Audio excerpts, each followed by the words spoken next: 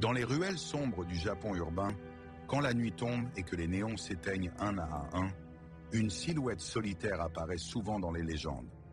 On l'appelle Kuchisake Onna, la femme à la bouche fendue. Son histoire se transmet depuis des générations, changeant légèrement à chaque époque, mais gardant toujours la même terreur silencieuse. Autrefois, dit-on, elle aurait été une femme d'une beauté exceptionnelle, mariée à un homme puissant.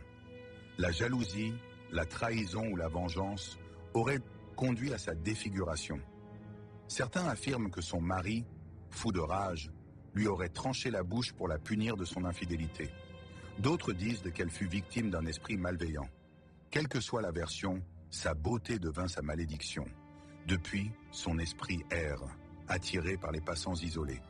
Elle hante les carrefours déserts, les chemins peu éclairés et même les quartiers résidentiels calmes. Sa présence est discrète, presque imperceptible.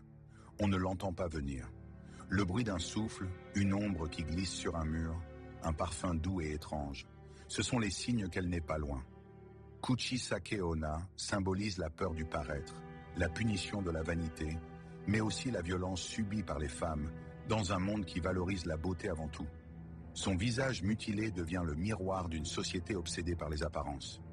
Derrière cette légende se cache une critique silencieuse, une douleur ancienne que l'on préfère transformer en fantôme plutôt qu'en souvenir.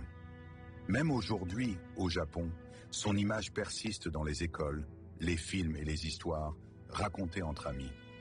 On la voit parfois dans les reflets, sur les réseaux, dans les rêves des enfants. Son masque moderne s'adapte à chaque génération, rappelant que certaines peurs ne disparaissent jamais vraiment. Kuchisake Onna n'est pas seulement une légende urbaine. Elle est l'écho d'une souffrance humaine, la trace d'un cri étouffé par le temps.